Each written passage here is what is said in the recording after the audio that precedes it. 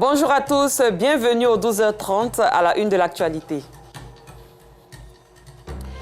Les écoles et établissements secondaires ont désormais obligation d'utiliser les manuels scolaires sur une période de 4 ans au moins, une décision du ministère de l'Éducation nationale. Nous verrons dans ce journal les réactions des élèves, parents d'élèves et des libraires. Des tirs ont retenti tôt ce mardi matin dans la capitale du Mali. Au moins un bâtiment de la gendarmerie malienne a été visé. Les autorités assurent maîtriser la situation.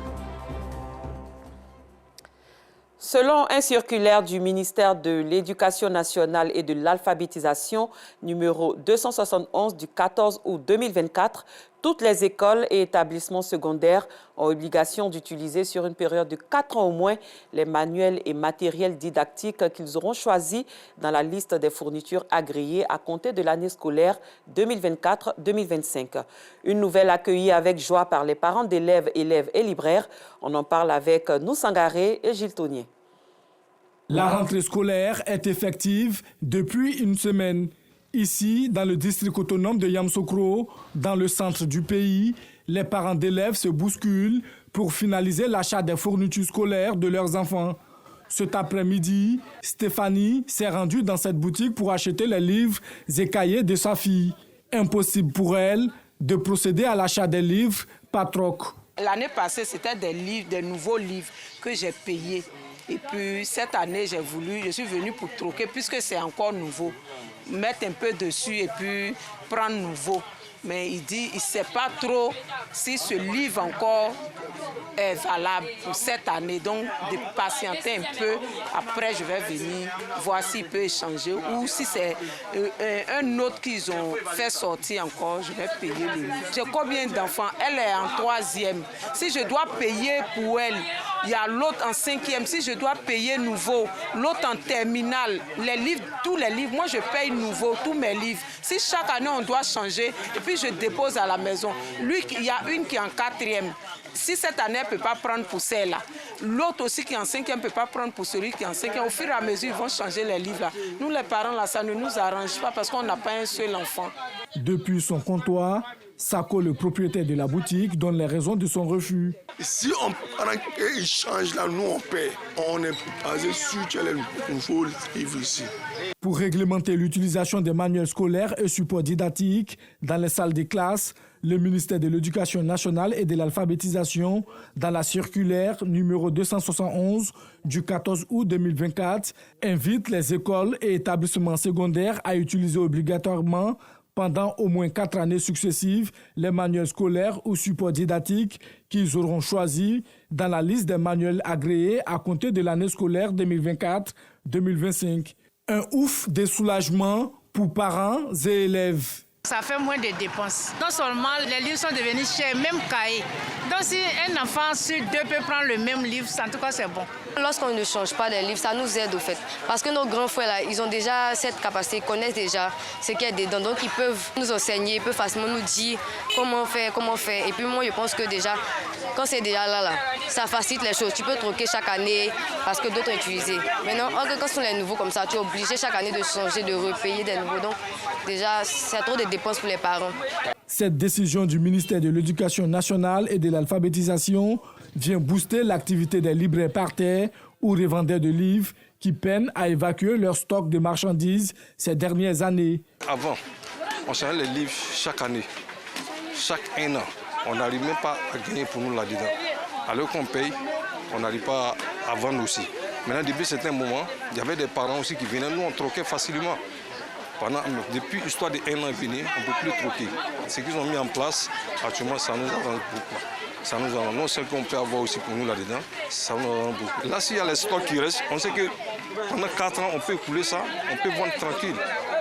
Pour faire des affaires aussi, agrandir nos magasins surtout. Avant la rentrée de cette année, j'ai brûlé un carton de livres. Parce que ça ne sert plus. Ça ne fait qu'encombrer la maison. Donc, il était obligé de brûler. Avec la décision du ministère de l'Éducation, qui dit 4 ans, on peut changer un livre, ça c'est une très très bonne décision. Débutée le 9 septembre dernier, la rentrée scolaire suit son cours. L'application effective de cette circulaire nécessite un suivi rigoureux des autorités concernées. Nous restons dans le domaine de l'éducation. Le groupe scolaire Selmer Commissariat de Port-Bouët a été réhabilité. Un geste de l'association à but non lucratif Ma Famille, une association avec l'appui de la Fondation Magic System, la mairie de Port-Bouët et du 43e BIMA. Des travaux de réhabilitation pour un coût de 20 millions de francs CFA. Laurence Kakra. Le groupe scolaire Selmer Commissariat de Port-Bouët fait peau neuve. Bâtiments, installations électriques, toilettes sont passées au peigne fin, sans oublier la peinture des murs de l'établissement scolaire. Une initiative de l'association à but non lucratif Port-Bouët Ma Famille. Lors du déguerpissement de l'abattoir, la mairie avait essayé de reloger nos parents qui n'avaient pas de toit.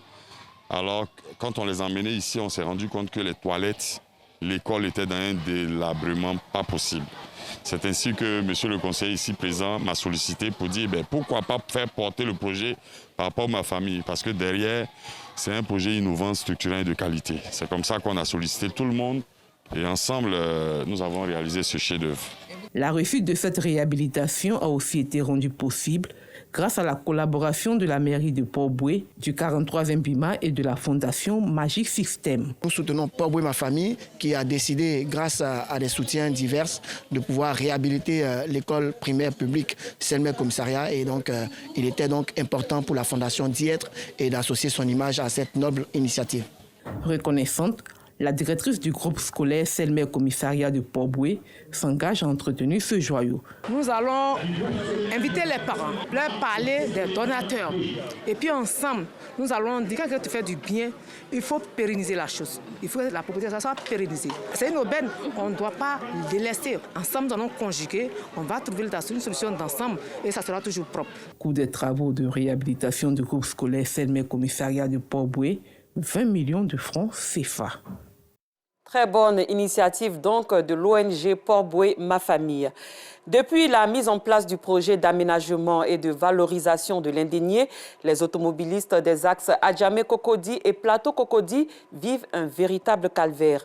Il est difficile pour les usagers des communes du Plateau et d'Adjamé de se rendre à Cocody en toute quiétude en passant par l'Indigné, vu qu'il n'existe aucun feu tricolore pour réguler la circulation. Leur mécontentement dans ce reportage d'Assitan Diarra, de Kader Bachil et d'Issa Dambélé.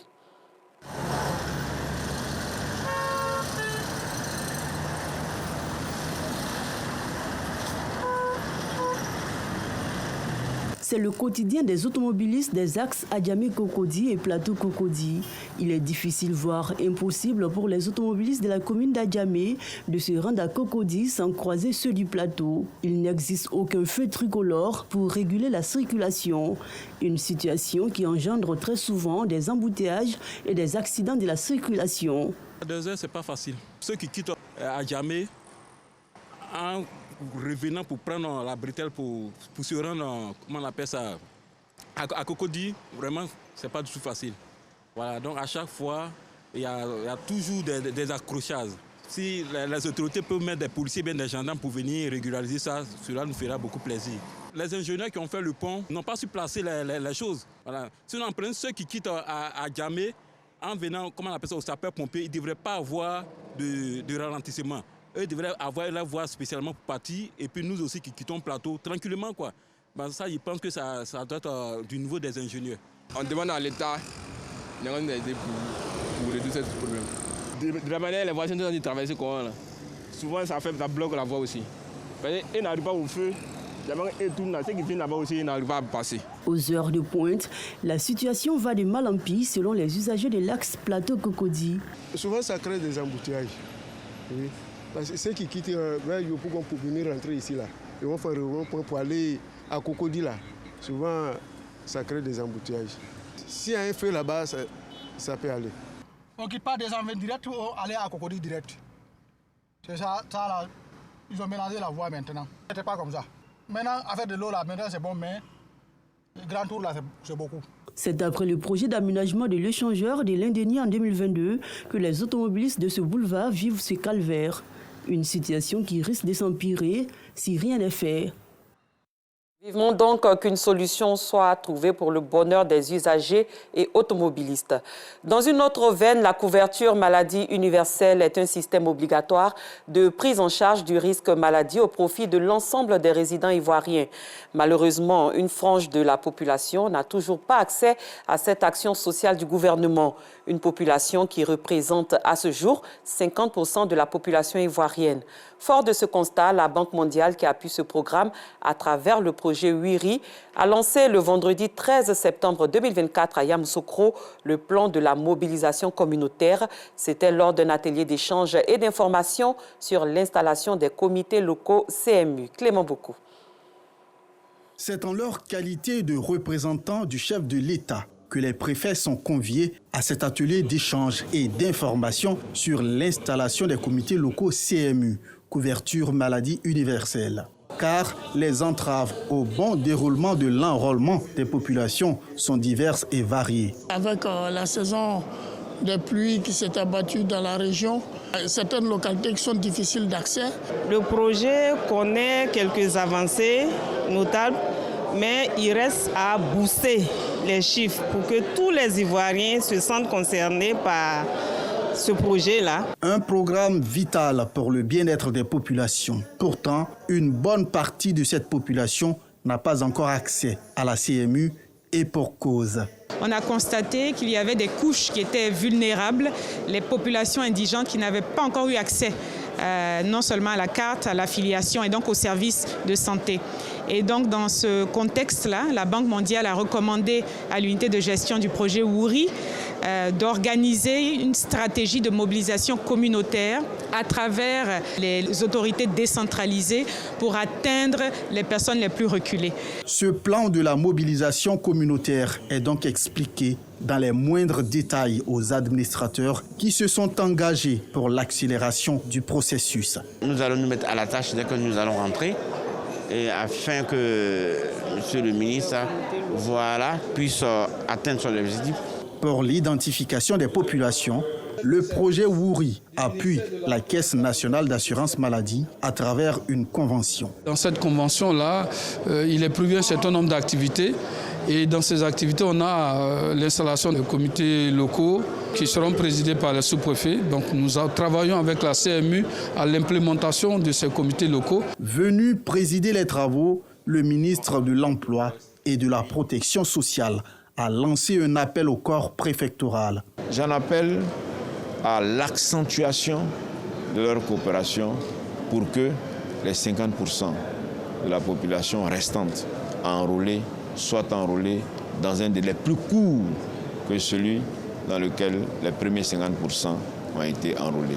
Au total, 509 comités locaux CMU vont être mis en place pour booster l'enrôlement des populations afin d'atteindre 20 millions de personnes d'ici la fin de l'année 2024. Parlons sport, cette tenue du 12 au 13 septembre dernier au Sofitel Hôtel Ivoire à Cocody, un symposium de la Confédération africaine de football. Une rencontre qui a permis de faire le bilan de la CAN 2024 tenue ici en Côte d'Ivoire. Les détails avec nos confrères du service autonome des sports. La salle des congrès de l'Hôtel Ivoire d'Abidjan aux couleurs de la CAN 2023, près de 6 mois après la compétition. Objectif pour la Confédération africaine de football, faire le bilan de la CAN 2023 en mettant en lumière les entraîneurs de toutes les fédérations africaines de football. Sous le feu de projecteurs, le sélectionneur Emes Faye, vainqueur de la récente CAN avec les éléphants. Son style managérial, ses rapports avec les dirigeants de la FIF, ses relations avec les joueurs, autant de paramètres que d'autres sélectionneurs africains voulaient comprendre. Du côté de nos dirigeants, le président ne nous donne aucune pression, il ne nous dérange pas, il nous laisse travailler, il nous laisse faire nos choix.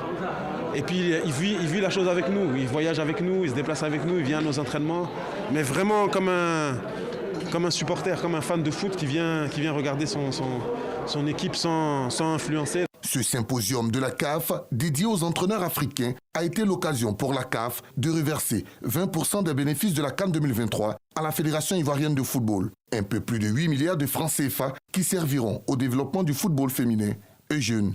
C'est le cahier des charges qui dira comment on peut les utiliser. Mais ces fonds sont destinés au développement du football des jeunes garçons et filles. C'est ça qu'il faut retenir. Vive émotion pour l'ensemble des participants, fiers de se retrouver dans la même salle et de partager les expériences. C'est toujours intéressant de partager avec tout le monde. C'est aussi des moments où on peut se revoir dans un autre contexte que celui des matchs, donc un peu plus cool. Aujourd'hui, c'est les coachs. Demain, ce sera pour le football féminin.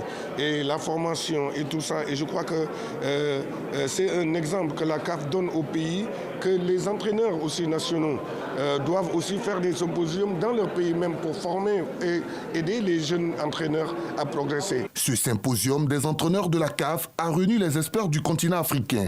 Un moment de partage et des groupes d'études techniques avec pour ultime objectif de voir un jour une sélection africaine soulever le trophée de la Coupe du monde de football. À l'étranger, des tirs ont retenti tôt ce mardi matin dans la capitale du Mali. Au moins un bâtiment de la gendarmerie a été visé.